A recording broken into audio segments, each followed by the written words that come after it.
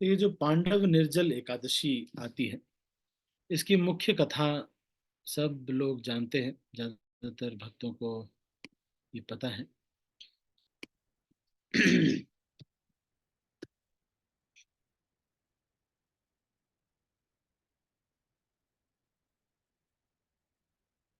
तो महाभारत से ये जो लीला है ये आती है, किस तरह से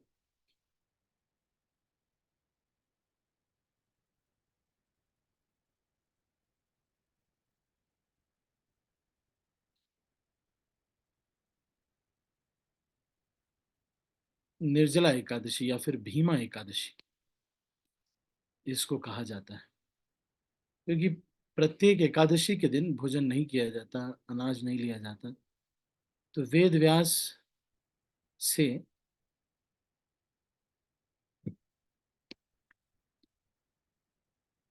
भीम पूछते हैं कि कोई ऐसा व्रत है जो कि मैं तो ये इसको नहीं कर सकता, ये एकादशी का व्रत मैं नहीं कर सकता, क्योंकि मुझे बहुत भूख लगती है। मेरे पेट में एक वृक नाम की अग्नि है,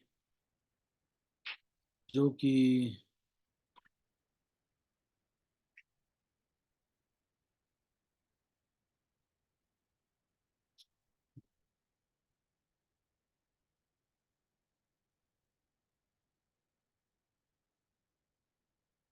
वृक नाम की अग्नि है हमारे पेट में, मेरे पेट में। तो उसको मैं शांत करने के लिए मुझे ये एकादशी तो मैं नहीं कर पाऊँ। तो फिर व्यासदेव ने उनको बताया कि ठीक है, आप निर्जल एकादशी का व्रत कीजिएगा,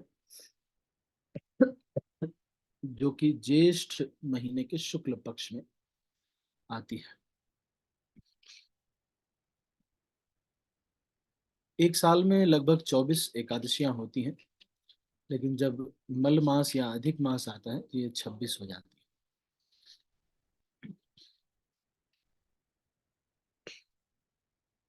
तो जब महाभारत के अनुसार जब ये संकल्प हो रहा था, जब ये चारों को, चारों पांचों पांडवों को जब वेद व्यास जी संकल्प करा रहे थे एकादशी व्रत का, तो उस समय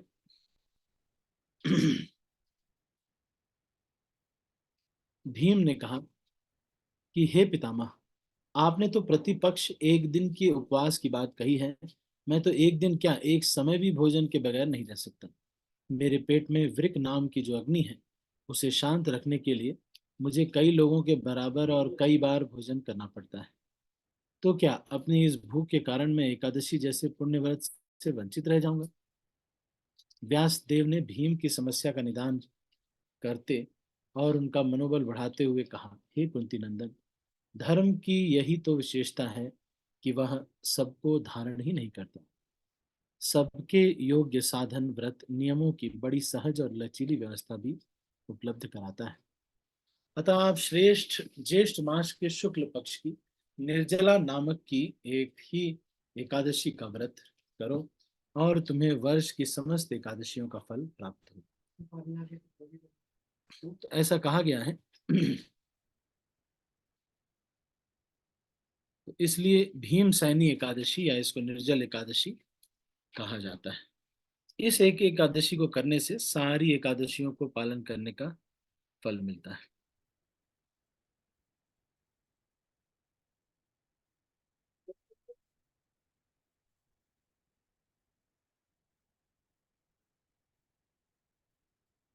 दूसरी ये कथा आती है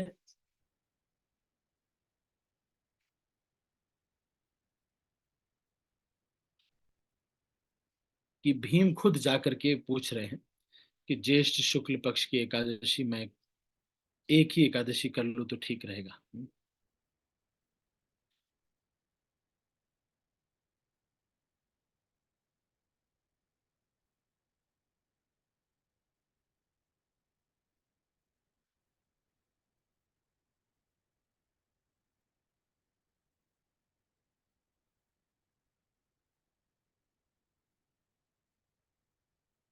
तो ये एक मतलब इसकी कहानी है। और ये कहा जाता है कि यह व्रत नर नारी दोनों को करना चाहिए, स्त्री पुरुष, कोई विवाहित है अविवाहित है, कोई भी इस व्रत को कर सकता है। शेषशाही भगवान विष्णु की आराधना करना और भगवान के नाम का जप करना चाहिए, और वस्त्र छत्र फल इत्यादि गोदान इत्यादि करना चाहिए। तो ये इसकी महिमा है मतलब। और एकादशी के व्रत में स्नान आचमन के सिवा जल वर्जित है। तो ये जो एकादशी है, इस एकादशी में स्नान अलाउड है, लेकिन मुंह उस समय नहीं खोलना है, मुंह। और आचमन भी किया जा सकता है, लेकिन केवल एक यहाँ पर रख करके जिसको पूजा इत्यादि करनी है उसके लिए। गले से पानी उतरना नहीं चाहिए। आचमन में 6 मासे से अधिक जल नहीं होना चाहिए, अन्यथा यह मद्यपान के सदृश हो जाता है। यदि निर्जला एकादशी के दिन कोई जलपान कर लेता है तो ये मद्यपान के समान, सुरापान के समान माना जाता है। इस दिन भोजन नहीं करना चाहिए, क्योंकि भोजन करने से व्रत नष्ट हो जाता है। यदि एकादशी को सूर्योदय से लेकर द्वादशी के सूर्योदय तक जल न ग्रहण करें तो उसे सारे एकादशियों के व्रत का फल प्राप्त होता है। द्वादशी को सूर्योदय से पहले उठकर स्नान आदि करके ब्राह्मणों को दान इत्यादि देना चाहिए। इसके पश्चात भूखे और सतपात ब्राह्मण को दान करके फिर उन्हें भोजन कराकर भोजन ग्रहण करना चाहिए। मतलब द्वादशी के दिन दान करके भोजन ग्रहण करना चाहिए। द्वादशी का दान ऐसा बहुत पहले मेरे मम्मी भी किया करते थे, तब मैं इस्कॉन से नहीं जुड़ा। इसका फल पूरे एक वर्ष की संपूर्ण एकादशियों के बराबर होता है। तो ये जो इस साल जो एकादशी है ये 18 जून 2024 को हो रही है, और इसका पारायण 19 जून को सुबह, अलग अलग जगह पर अलग अलग है। कहीं पर यहाँ हिमाचल में ये लगभग 5:30 बजे से लेकर के 7:30 बजे तक है।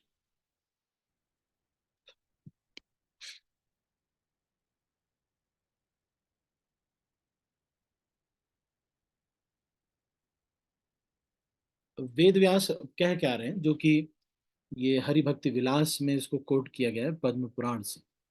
संवत्सर ये मध्ये एकादश्यो भवन्ति हि, तासां फलम् आप्नोति पुत्र में न अत्र संशयः इति इमं केशवः प्राह शंख चक्र गदाधरः। Hear it doubtlessly, my son, that Lord Keshava beholds four-handed form. The merits achieved by fasting on all the Ekadashis in a year can be verily obtained by fasting on this Nirjal Ekadashi. तो ये पद्म पुराण से इसको coat किया गया हरि भक्ति विलास में। और फिर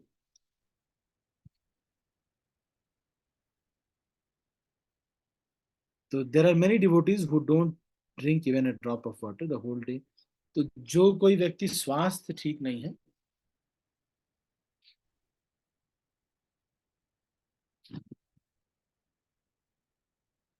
जिसका कोई स्वास्थ्य ठीक नहीं है तब मत करो। बहुत एज है या शुगर का पेशेंट है, तब आप सब फला कीजिए, फल ले लीजिए या जल ले लीजिए। हम्म, तो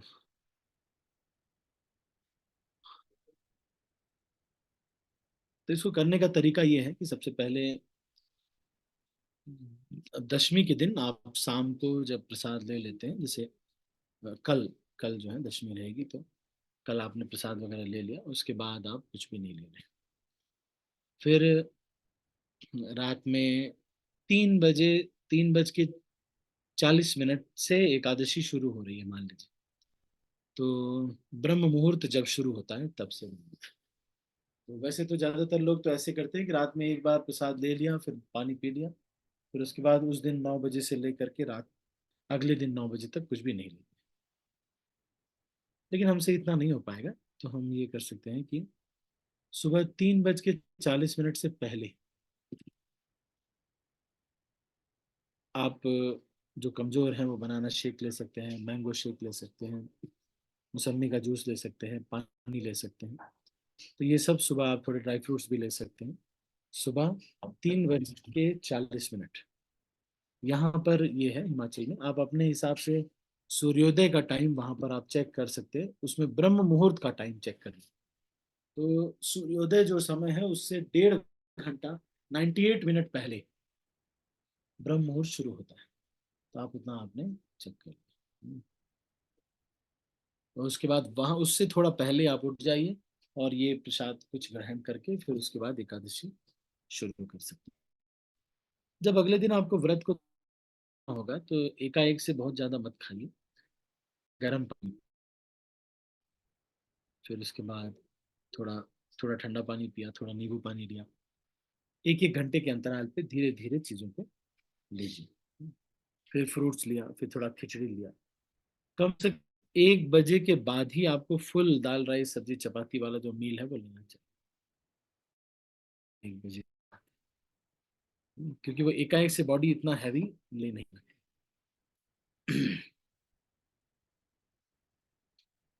वैसे तो ये भी है कि उस दिन फिर रात भर जागना भी होता है। जैसे कि एकादशी के दिन रात भर जाग करके भगवान के नाम का कीर्तन करना चाहिए। लेकिन इतना हमसे नहीं हो पाएगा तो हम 9, 9:30 बजे, 10 बजे हम सो जाते हैं। ऐसा कहा जाता है कि अगर कोई इस दिन एकादशी के दिन अ, खा लेता है, कुछ अनाज खा लेता है, तो ये एक जैसे बहुत ही गड़बड़ माना जाता है। ऐसा कि अपने माँ का मर्डर के समान उसको जो है फल मिलता है। तो सब कुछ तो अच्छा चल रहा होगा, मान लीजिए उनका वैकुंठ जाने का रास्ता क्लियर हो रहा होगा, but he falls down because ये जो एकादशी है, ये अगर कोई व्यक्ति इस दिन अनाज खा लेता है, ही becomes a murder of his mother, father, brother और स्पिरिचुअल मास्टर।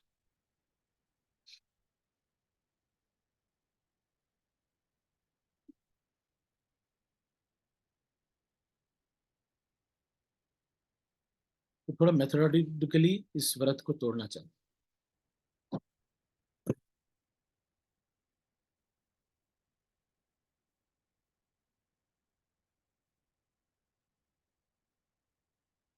तो मध्व संप्रदाय में हर एक एकादशी निर्जल रही जाती है।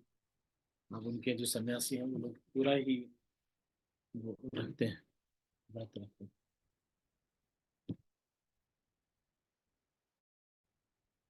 ठीक है, तो ये कुछ जो है एकादशी के बारे में थोड़ा हमने चर्चा किया, निर्जल एकादशी। तो ये भी बताया कि कैसे इसको रहना है।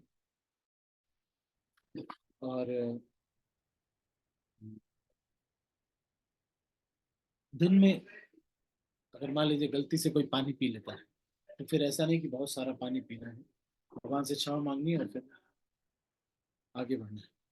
फिर अगले दिन भी व्रत करना चाहिए फिर। ये नियम है वैसे। ठीक है, तो ये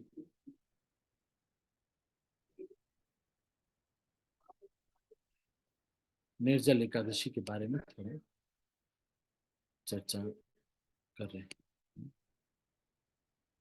तो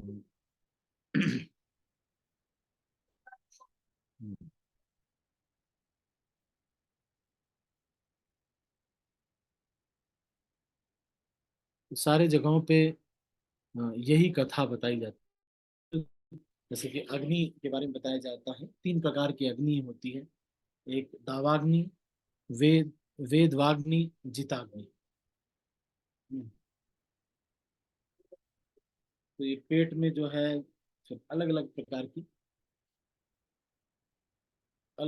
की अग्नि होती है। उसमें से एक वृकोदर, मतलब वृक नाम की अग्नि जिसके पेट में होती है, वो 40 किलो भोजन हमारे ये भीमसेन है वो एक अकेले ही खा लेते, 40 किलो भोजन। ठीक है,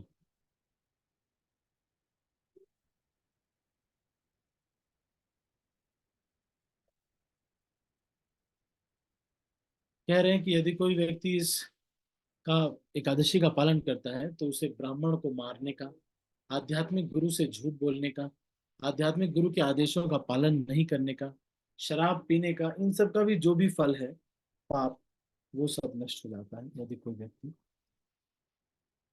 इस एकादशी का पालन करता है। तो जो भक्त ऑफिस इत्यादि में है, अगर घर में एसी लगा हुआ है तो आप घर पे ही रहिए, उस दिन ऑफिस में जाइए और घर पे ही रह करके एकादशी का पालन कीजिए। जहाँ बहुत गर्मी है वहाँ देख सकते हैं आप कितना फिजिबल है, उसके अनुसार हम व्रत रख सकते हैं। तो जो शुगर के पेशेंट हैं, बीपी के पेशेंट हैं, उन सब के लिए रिसर्च नहीं करना है। पद्म पुराण में क्या, ये जो है बार बार ये कहा जाता है कि व्रत का बहुत ज्यादा महत्व है। एक तो अधिक से अधिक धार्मिक ग्रंथों को पढ़ें, अधिक से अधिक जाप करें, भक्तों का संग करें, मंदिर में आरती करें, और रात भर जागरण करें, ये भी लिखा हुआ है। तो कई लोग ऐसे भी करते हैं कि रात भर जागते हैं, सुनते हैं कीर्तन या फिर कुछ।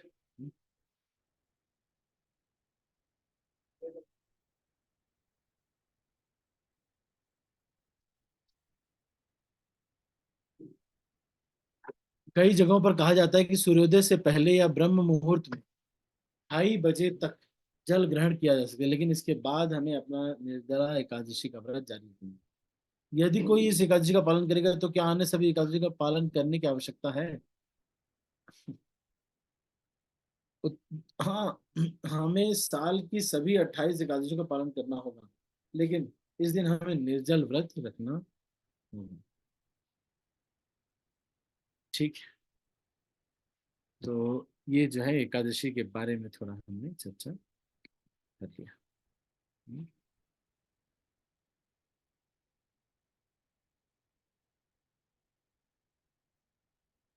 ठीक है। अब 1 मिनट आप वेट कीजिएगा, मैं वैष्णव टिकट के बारे में थोड़ा चर्चा करूँ।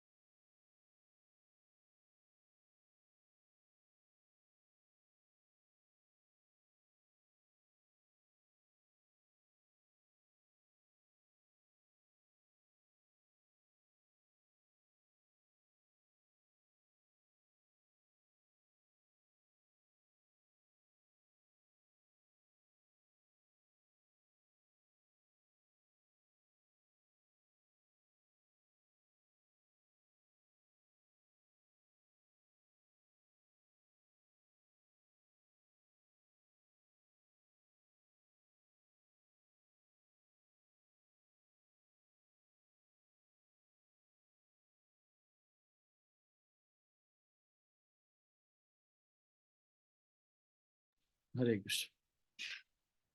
ठीक है, तो हम वैष्णव एटिकेट जो है उसको हम चर्चा कर रहे हैं। एक एक वैष्णव एटिकेट एक एक करके ले रहे हैं। बाकी कहाँ है, इनको बुलाओ ना, अंकित प्रो वगैरह कहाँ है? कहाँ रहे वो? चलो अच्छा ठीक है, तो यहाँ हम सब भक्तों को यहाँ पे हम डिस्कस करते हैं। हरे कृष्णा प्रभु जी। हरे कृष्णा मनोज ब्रो। 1 मिनट बस में प्रभु जी आप हम निर्जला के बारे में तो कुछ डाउट तो नहीं है ना? किसी को कुछ पूछना नहीं, प्रभु तो जी नहीं डाउट नहीं है। काशी तो शुरू कर दिया है, चल रहा है, लेकिन निर्जला में जैसे हम लोग को कैसे संभव होगा, जैसे जैसे कॉलेज जाना रहता है, सुबह से उधर ही रहते हैं, तो कैसे पॉसिबल है क्लास लेना? वो मैं थोड़ा बोल दे रहा है। सकते हैं। और छुट्टी वैसे तो बेस्ट तो यही है कि क्योंकि ऑफिस में कई बार एसी वगैरह लगा होता है। एसी वगैरह लगा होता है ऑफिस में। तो अगर ऑफिस में एसी लगा हुआ है तब तो वहां पे कोई दिक्कत नहीं होती, अपना आराम से चले गए और वहीं बैठे हुए, कोई प्रॉब्लम नहीं।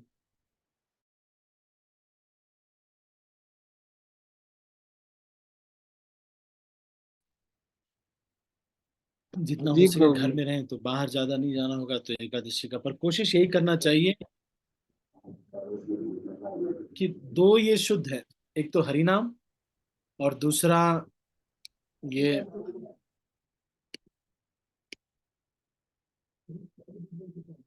हाँ वो देखना पड़ेगा हमको।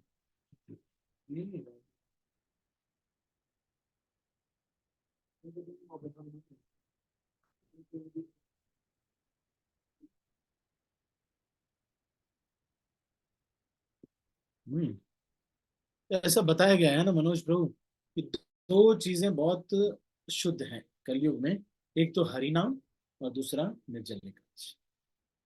तो आप निर्जल एकादशी और हरि नाम, इन दोनों को अच्छे से आप पालन कीजिए। तो ये जो है, क्योंकि बाकी जो एकादशी हम रहते हैं, कभी हम कुट्टू का आटा खा ले रहे हैं, उसमें वो दूसरा भी आटा मिला सकता है, कुछ भी हो सकता है, इसलिए निर्जल एकादशी करना बड़ा जरूरी है। तो इससे फिर सारी एकादशियों का फल आपको मिल जाएगा।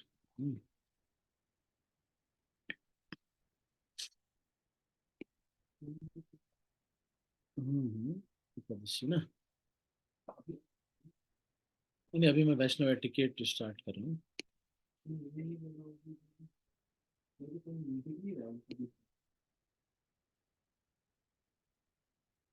अच्छा, तो अभी पहले हम ये एकादशी का हमने चर्चा कर लिया है। हमने अष्टांग प्रणाम, पांचांग प्रणाम, इनके बारे में चर्चा किया, दर्शन करने के बारे में, बैठने के बारे में। तो बैठने के बारे में मैंने बताया कि कभी भी मंदिर की तरफ, गुरुदेव की तरफ और तुलसी की तरफ पैर करके नहीं बैठना चाहिए। हम्म? और पैर भी आपके जो है जब बैठे तो ये ढके हुए होने चाहिए, अपने धोती से ढक के रखना चाहिए। तो आप कहेंगे कि प्रभु जी हम तो धोती नहीं पहने हुए घर में, तो फिर अलग बात है। लेकिन ज्यादातर जो वैष्णव लोग बैठते हैं तो अपने जो पैर हैं उसको दिखाते नहीं किसी को। The feet should always be covered. One should not spread one's leg before the deities, nor sit before the deities holding his ankles, elbows or knees. घुटने पकड़ के विग्रह के सामने नहीं बैठना चाहिए। दूसरा, कोहनी पकड़ के, है ना, नहीं, एड़ी पकड़ के, ये भी पकड़ के जो है बैठना नहीं चाहिए मंदिर में। भगवान इसके जो पूजा के मंदिर में इस तरह का नियम फॉलो करना चाहिए। One should as far as possible avoid sitting with one's back to the deities. पीठ व्यासासन की तरफ, विग्रहों की तरफ नहीं करना चाहिए। However, the layout of the temple may at times restrict the following. One should not fall asleep while sitting before the deity. अगर आप मंदिर में बैठे हैं, दर्शन कर रहे हैं, तो उस समय सोना नहीं चाहिए। Ladies and men should sit in a separate area of the temple room during programs and classes. तो स्त्री पुरुष को, जैसे हमारे हस्बैंड वाइफ भी हैं, तो बहुत ज्यादा ऐसे ऐसे ऐसे नोक झोंक करते हुए नहीं मिलना चाहिए मंदिर। कई बार वाइफ जाती है, पति के कान में कुछ कहने लगती, तो इससे बहुत क्लोज एक पति पत्नी आ गए हैं, तो पति पत्नी पर लोगों को एक गलत इमेज जाता है। तो इसीलिए मंदिर में जब आप हैं, घर में आप चाहे तो कितने भी हमेशा ही कान में बात करिए भाई, कोई दिक्कत नहीं, लेकिन जब आप मंदिर में जा रहे हैं तब इस तरह से थोड़ा सेपरेशन रखना चाहिए। माता जी को माता जी लोग के साइड, प्रभु जी को पति जी लोग के साइड। अब एटिकेट बता रहे हैं in front of the deities.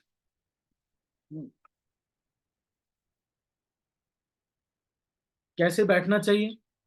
दो साइड बनाना चाहिए। अब देखो हमारे पूना मंदिर में तो कुंज बिहारी मंदिर में मैंने देखा, माता जी और प्रभु जी का एरिया है, उनका प्रसादम का काउंटर भी अलग होता है, माता जी का अलग, प्रभु जी का अलग। हम्म। और माता जी प्रभु जी जब बैठते हैं तो उसके बीच में एक बड़ी लंबी सी साड़ी लगा के रखे रहते हैं। केवल स्पीकर को दिखता है, लेकिन माता जी प्रभु जी एक दूसरे को देखते नहीं थे। तो इससे क्या होता है, वो लोग एक दूसरे के प्रति कॉन्शियस नहीं होते, कृष्णा कॉन्शियस होते हैं। तो ये जो है कुछ नियम है जो कि हमको वहां मंदिर में बैठते समय ये सब चीजों का ध्यान रखना चाहिए। और अगर कहीं मान लीजिए विग्रह है, प्रभुपाद है, तो इनके तरफ पीट करके नहीं बैठना चाहिए। कभी आपके घर में मान लो पूजा का स्थान है, तो अगर प्रसाद वगैरह पाना है तो पूजा का स्थान खुला छोड़ करके प्रसाद नहीं पाना चाहिए। क्या करना चाहिए, उसमें पर्दा लगाना चाहिए, तब आप वहां पर प्रसाद ले सकते हैं। अगर एक ही कमरे का घर है तो वहां पर उसको, अगर दूसरे कमरे में है तो अलग बात है। जहां प्रसाद आप ले रहे हैं वहां पर तो हमको ये नियम का पालन कर सकते हैं। ठीक है।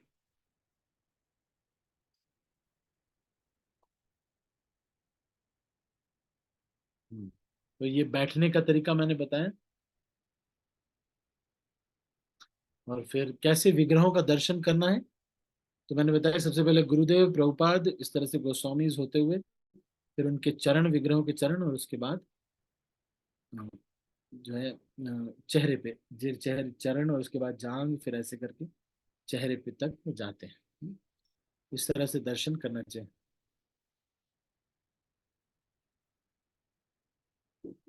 ठीक है। तो इतना हमने आज चर्चा की। कल से हम ये चर्चा करेंगे, कल टॉकिंग, कैसे बात किया जाता है विग्रहों के सामने, या फिर क्या क्या नियम है, इसके बारे में कल हम चर्चा करेंगे। ठीक है। हरे कृष्ण प्रभु जी। हाँ हाँ, बताइए मनोज को। प्रभु जी, एक एक प्रश्न था कि जब भगवान के विग्रह का दर्शन करते हैं तो जैसे एकटक हम लोग भगवान को देख सकते हैं क्या, जैसे आई टू आई कांटेक्ट जैसे होता है वो कर सकते हैं क्या? हाँ हाँ हाँ, देख सकते हैं। बस सुबह, बस शुरू शुरू में पहले प्रभुपाद गुरु जी ऐसे होते हुए तब फिर दर्शन करना जी चाहिए। जी जी।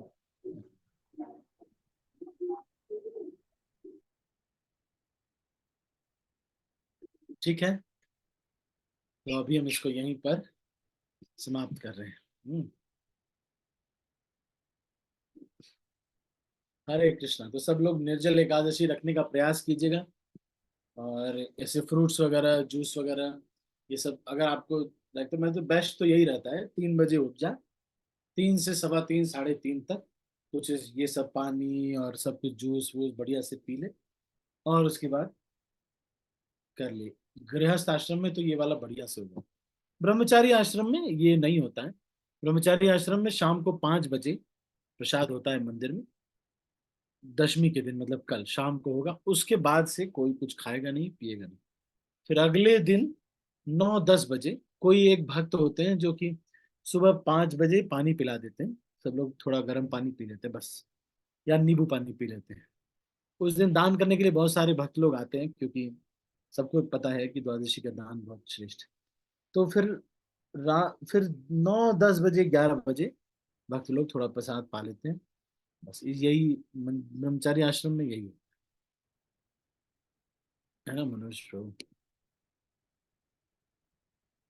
अच्छा रितु माता जी, आपका भी कोई प्रश्न हरे कृष्ण प्रभु जी, दंडवत प्रणाम प्रभु जी। है? हरे कृष्ण प्रभु जी, दंड प्रणाम। हाँ, प्रभु जी, जैसे एकादशी। हरे कृष्ण प्रभु जी। 1 मिनट रुक जाइए, ये हरे पुष्पा। कृष्ण प्रभु जी। हाँ बोलिए बोलिए। प्रभु जी, उस दिन जैसे अब मान लो हमें वॉशरूम जाना है, तो हम कुल्ला कर सकते हैं या नहीं कर सकते प्रभु जी? सॉरी प्रभु जी क्वेश्चन के लिए। नहीं नहीं करना हरे चाहिए। कृष्ण। बस हल्का मुंह में धो सकते हैं। क्या होता है, कुल्ले में पानी मुंह में अंदर चला जाए तो फिर बाहर से ऐसे ही अगर थोड़ा सा लेकर के केवल होंठ तक लिया और थूक दिया, उतना कर लें तो बस है। लेकिन क्योंकि जिह्वा पे जब जैसे ही जाता है उधर से ट्रांसफर हो, अंदर चला ही जाता है। हिज होलीनेस गोपाल कृष्ण गोस्वामी महाराज कहते हैं कि जो लोग चालाक होते हैं वो स्नान करते समय मुंह खोल देते हैं। निर्जला एकादशी के समय। तो इसमें हमारा ही गाठा है, एकादशी व्रत टूट जाएगा।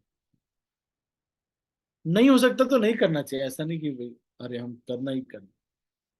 ठीक है तो माता जी। ठीक है प्रभु जी, थैंक यू सो मच प्रभु जी। हरे कृष्णा प्रभु जी, धन्यवाद प्रणाम। ठीक है, तो हम इसको अब यहीं पर समाप्त करते हैं। आप सभी का बहुत बहुत धन्यवाद। हरे कृष्ण। श्रील प्रभुपाद की जय। गौर भक्तवृंद की जय। ताई गौर प्रेमानंदे। हरि हरि बोल। मैं सब भक्तों को अनम्यूट कर रहा हूँ और इस मीटिंग को क्लोज कर रहा हूँ। हरे कृष्ण।